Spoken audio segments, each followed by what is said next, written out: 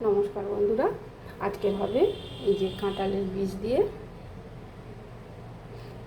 বীজ দিয়ে বড়া।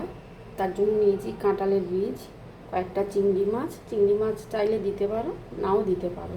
আমার আছে তাই দিলাম, বাড়িতে কয়েকটা ছিল, দিয়েছি কয়েকটা চিংড়ি মাছ, ছোটো ছোটো চিংড়ি মাছ। লাগবে একটু পেঁয়াজ, আর এখানে ভিজিয়ে রেখেছিলাম মটর ডাল, 3-4 ঘন্টা মতো ভিজিয়ে রেখেছিলাম। এটাকে ভালো করে জল ঝরিয়ে নিয়েছি। লাগবে কাঁচা লঙ্কা কোচানো, পেঁয়াজ, ধনেপাতা কোচানো, একটু আদা আর রসুন। এগুলোকে আমি পেস্ট করে নেব মিক্সিতে দিয়ে।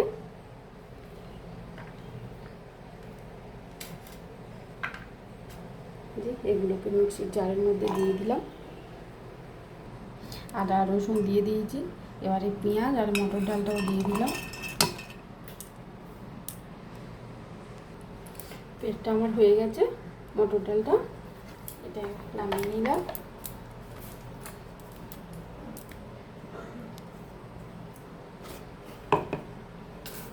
এবারে দিয়ে দেবো কয়েকটা চিংড়ি মাছ আর কাঁঠালের এই যে চিংড়ি মাছগুলো দিয়ে দিলাম, দিয়ে কাঁঠালের বীজটাও দিয়ে দিচ্ছি।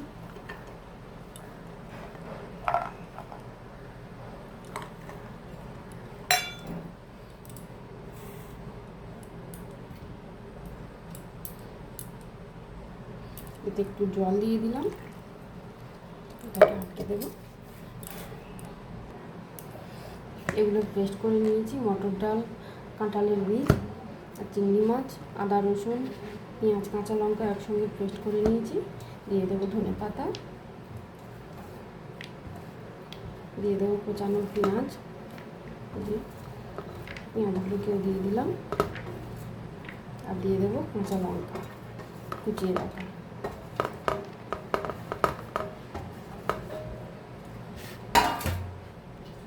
দিয়ে দেবো লবণ, এতটা 1 চামচ মতো দিয়ে দেবো, লঙ্কার গুঁড়ো 1/2 চামচ মতো, একটু জিরে গুঁড়ো, আর কিছুই দেবো না, এতেই হয়ে যাবে। সামান্য লঙ্কার গুঁড়ো, এগুলোকে ভালো করে মাখিয়ে নেব।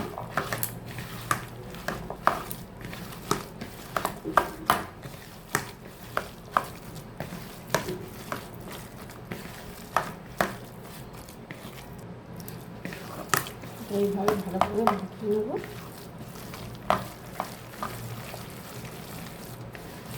মশলার সঙ্গে ভালো করে সব কিছু মিক্সড হয়ে গেছে।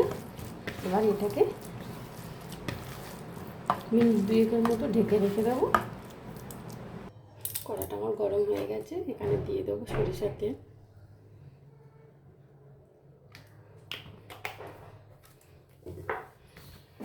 তেলটা আমি কড়ার চারিদিকে ভালো করে মাখিয়ে নেব।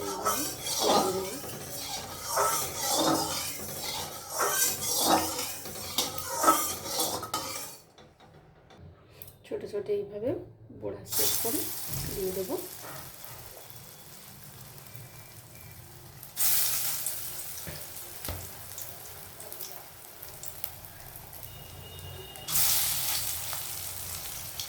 এই যে সব করে এইভাবে এইভাবে দিয়ে দেবো সবগুলো।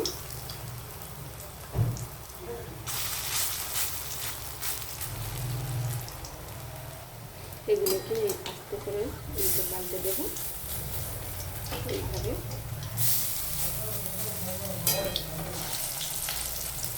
এগুলো উল্টে পাল্টে দেবো।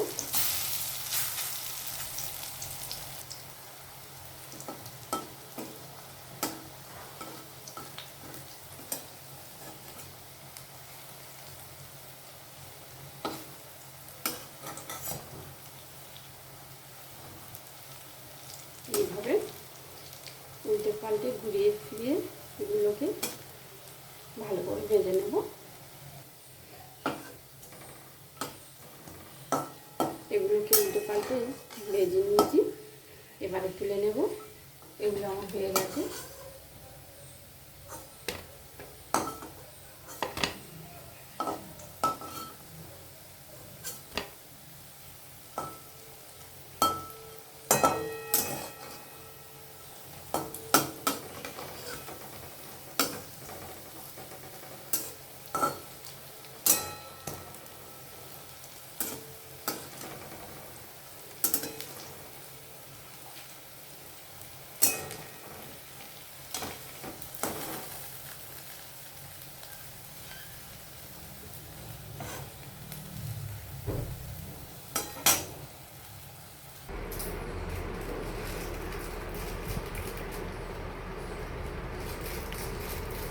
কাঁঠালের বীজের পকোড়া বা বড়া আমার রেডি।